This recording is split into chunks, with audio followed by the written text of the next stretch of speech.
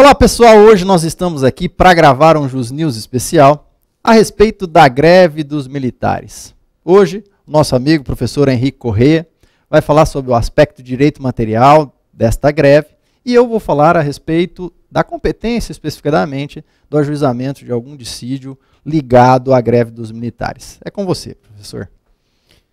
Olá, é um prazer estar aqui com vocês para falar de greve, que é um assunto do momento, mais ainda da greve dos policiais militares que tem ocorrido em várias capitais. Nós tivemos agora, um mês atrás, a greve dos policiais militares de Pernambuco. Antes disso até, a greve da Bahia. E saques, nesses momentos de greve, a criminalidade aumenta. Então. E o nosso objetivo aqui hoje é falar do aspecto trabalhista. Pessoal, eu sou um defensor, respeito todos os posicionamentos encontrados, mas eu sou um defensor da greve para todos os trabalhadores, inclusive policiais militares. Tá? Henrique, é esse o posicionamento que tem prevalecido? Não. Então vamos falar o que tem sido hoje. Pessoal, hoje há expressa vedação constitucional da greve e da possibilidade de filiação a sindicato dos servidores públicos militares. Então, lá no artigo 142 da Constituição, há essa vedação à greve. Bom, os argumentos aqui, sob o ponto de vista majoritário, o ponto de vista formal, é que a greve de policiais militares, há um entendimento de que abrange também policiais civis e polícia federal. Quem porta a arma, com base no princípio da segurança da sociedade, não pode fazer greve. Então, abrange também outras categorias semelhantes. Henrique, quais os fundamentos para vedar a greve desses trabalhadores? Pessoal, o primeiro, segurança pública. Uma atividade essencial à nossa sobrevivência. Segundo, quem porta a arma não pode fazer greve. E terceiro, o próprio regime específico dos militares, que há aquela hierarquia, então é incompatível com o movimento grevista. Falou, não vou trabalhar, peraí, mas isso vai contra a própria hierarquia militar. Tudo bem? É isso que prevalece, certo? Agora, vamos pensar um pouquinho nos dias de hoje. Lá a Constituição, em 88, era um momento, nós estávamos saindo da ditadura. Hoje é outro. Vamos pensar com base em hoje. Policial militar é um trabalhador. Precisa das ferramentas de reivindicação como qualquer outro. Então ele vai mandar a esposa dele para a rua para reivindicar para ele? Não me parece razoável. Está faltando colete, está faltando gasolina, está faltando melhores condições, melhor salário. Ele precisa reivindicar. Então, para que haja uma cidadania plena, uma dignidade plena, uma condição plena de cidadania, há necessidade de estender o direito de greve a esse profissional. Existe neste momento, pessoal, uma proposta de emenda à Constituição, é a PEC 186 de 2012, que prevê a alteração do texto constitucional para possibilitar a greve desses profissionais. Tá? Há, neste momento, na minha visão, uma discriminação no tocante à proibição da greve dos militares, e policiais civis e polícia federal. Porque todos os demais podem, mas eles não. E, por fim, essa proibição, a simples proibição do artigo 142, não tem dado resultado. Então precisa repensar. Proíbe-se a greve. Nesse momento tem, eu acho que 7, 8 capitais com greve de policiais militares. Ora, algo precisa ser repensado.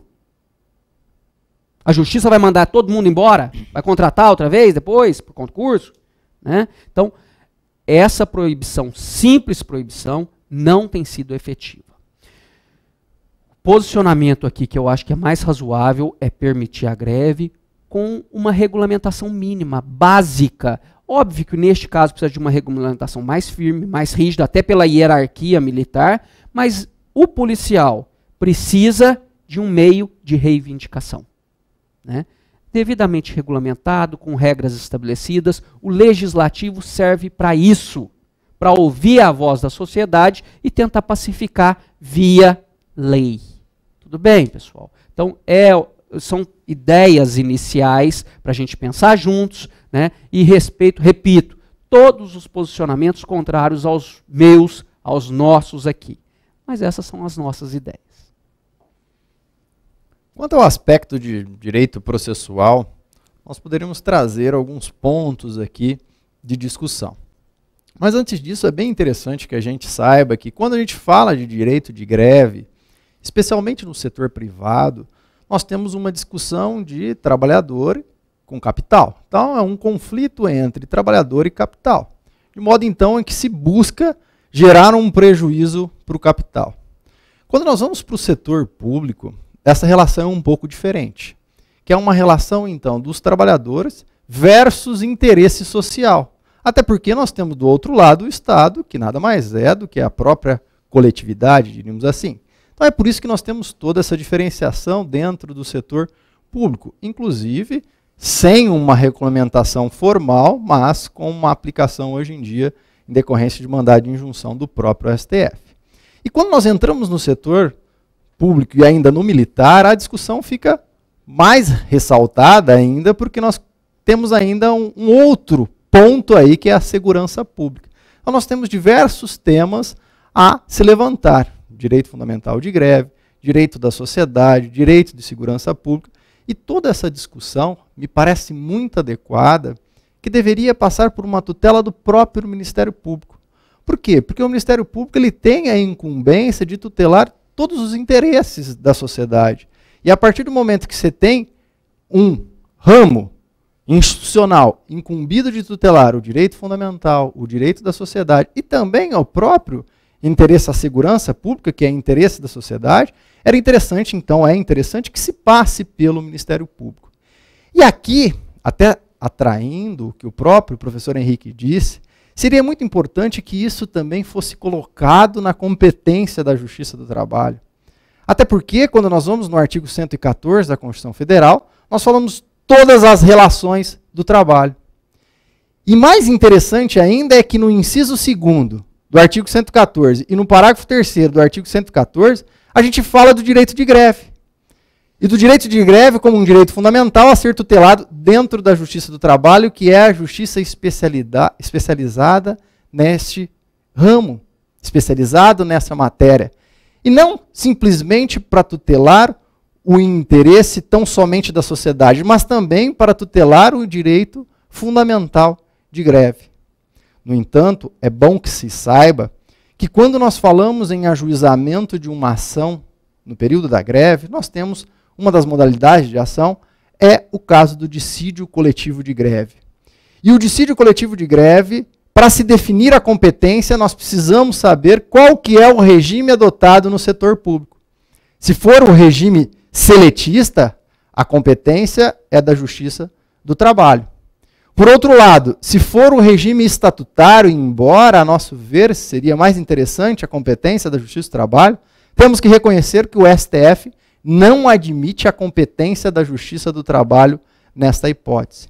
E o STF, no mandado de injunção 708, quando ele estava discutindo lá o direito de greve do servidor público ou não, ele veio e estabeleceu, além do direito de greve do servidor público, ele veio e estabeleceu de quem era a competência para julgar o dissídio coletivo de greve neste caso.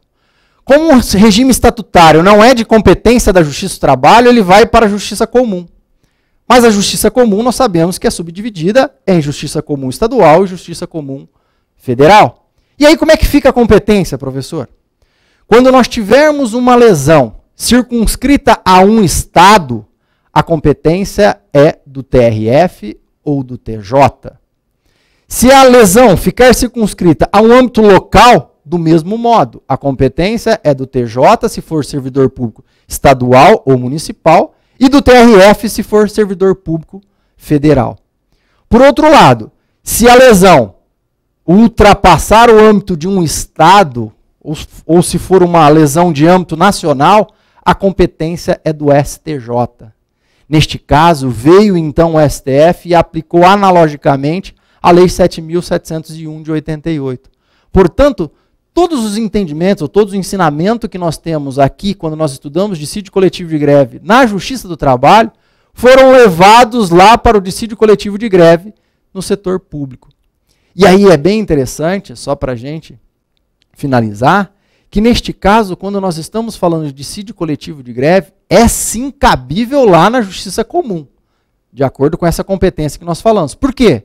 Porque o dissídio coletivo de greve ele tem como intuito declarar a abusividade ou não de uma greve. E por ser uma ação declaratória, ele busca então interpretar uma norma que já existe. Não busca então a própria criação de uma norma jurídica. Neste caso, como é simplesmente para aplicar uma norma pré-existente, ele está interpretando a lei. Isso é função típica do judiciário. É por isso que cabe lá na Justiça Comum. Ah, professor, mas e por que não caberia no caso, então, de um dissídio coletivo econômico lá na Justiça Comum? Não cabe porque poder normativo é só da Justiça do Trabalho. O único ramo do judiciário que é possível criar direitos é a Justiça do Trabalho. Portanto, o servidor público, embora tenha direito a esse dissídio coletivo, ele tem direito tão somente ao dissídio coletivo de greve, porque aplica-se norma pré-existente. O dissídio coletivo econômico fica circunscrito à Justiça do Trabalho, sendo cabível, inclusive, nos casos de servidores públicos sob o regime seletista, mas, no caso de servidor público sob regime seletista, só serve para criar cláusulas sociais por força da OJ número 5 da SDC. Nós vamos ficando por aqui, essas são as nossas considerações iniciais a respeito desse tema. Deixo aqui o convite para vocês assistirem outros temas que nós temos aqui na SERS TVs, um programa muito interessante, de bastante qualidade, que vai ampliar muito o seu conhecimento. Muito obrigado pela atenção e até a próxima.